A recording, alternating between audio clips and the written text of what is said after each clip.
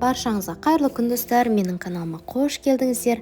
Бүгін сіздерге өзімнің ең сүйікті пирогым, пахлава пирогының рецептісін ұсынғым келіп отыр. Дәл осы рецепт өте оңай, бір жасағаннан шығады. Сондықтан видеоны асықпай соңына дейін қарап, менің арнама тіркелмеген болсаңыз тіркеліп, жанында қоңырауша батырмасын басып қойды ұмытпаңыздар.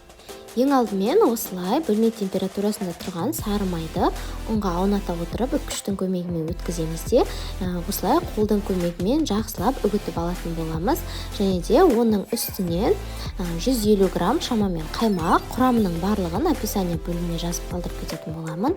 3 жұмыртқаның сарысын және де 2-3 ас қасық қант, оның үстінен 1 шай қасық разрыхлитель қосып, барлығын жақсылап араластырамыз да, ұнға осылай жайлап илей отыра, жұмсақ қамыр етіп илеп алатын боламыз. Қамырымыз қолға жабыспайды, осылай әдемі жұмсақ болып шығу керек.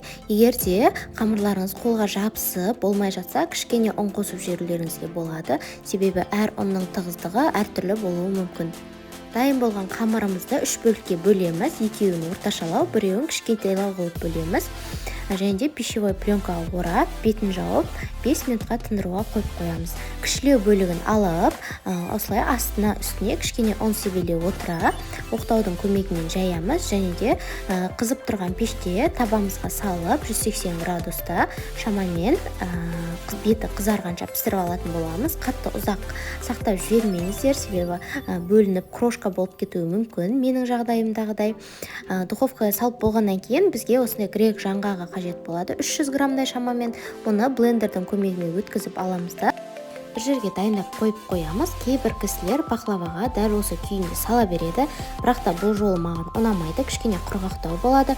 Сондықтан мен осы 3 жұмыртқаның ағына қант қоса отыра, екеуін жақсылап миксерлеп аламын.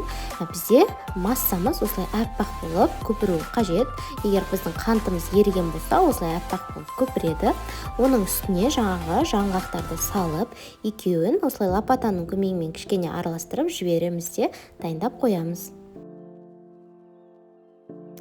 Достар, менің каналымның дамуына өз үлестеріңізді қосып, дәл осы видеома лайк басып, астына өздеріңіздің пікірлеріңізді жаза кетулеріңізді сұраймын.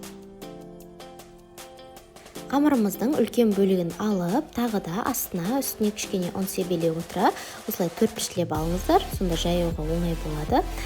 Жайып шығамыз, қамырымызды қатты жұқа етіп жайып жібермейміз.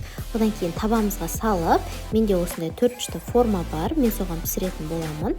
Егер ондай болмаса ешнәрсе етпейді, жай ғана табаның өзіне шеттерін бір-біріне қыса отырып пісіре берсеңіздер болады. Табаға қойғаннан кейін осылай шеттеріне қоямын да, форманы үстіне қойып, жаңағы мынау шеттерінің, бортиктерінің барлығын жақсылап жабыстырып шығамын.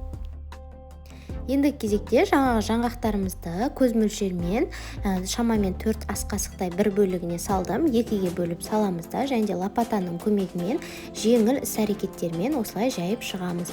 Оның үстінен мейіз қоссаңыздар болады, бұл өз еріктеріңізде, қоспасаңыздар да болады. Мейізді алдын ала 1 сағат бұрын, жарты сағат бұрын ыстық суға салып дайындап қоямыз.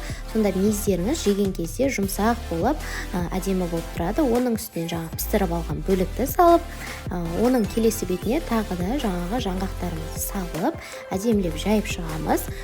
Және де оның үстінен мейізді салып, ең соңғы бөлігінде алдын ала жайып дайындап аламыз да, бетіне қойып шығамыз.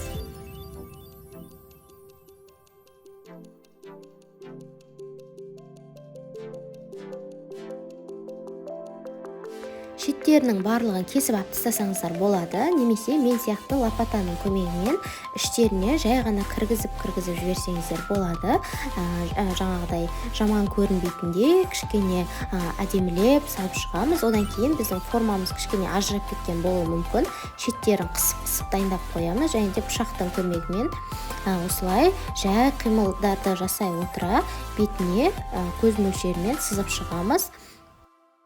Бетіне 1 жұмыртқаның сарысына кішкене сүт қосып, екеуін жақсылап араластырып, әдемілеп жағып шығамыз. Дәл видеода көрсетілгендей, одан кейін оның бетінен осындай жарты бөлікті грек жаңғақтарын ақырындап қойып шығатын боламыз. Қызып тұрған пеште 180 градуста беті қызарғанша шамамен 40-45 минуттай пісіріп алатын боламыз. Піскеннен кейін бетіне алдын ала сироп дайындап қойсаңыздар болады. Немесе мен сияқты әселдеріңіз, яғни балдарыңыз сұйық болатын болса, өзін ғана жағып, осылай кисточканың көмегімен әдемілеп жағып шықсаңыздар болады. Формадан шамамен бір 2-3 сағаттан кейін алыңыздар, себебі біздің тестамыз песочный болғандықтан ажырап кетуі мүмкін. Өте тәтті, дәмді пирогтардың бірі ретінде саналады. Отбасыларыңызға дәл осы рецептпен міндетті түрде жасап беріңіздер. Бұл сіздердің отбасыларыңызға ұнайды деген ойдамын. Сіздермен болған Арайлым.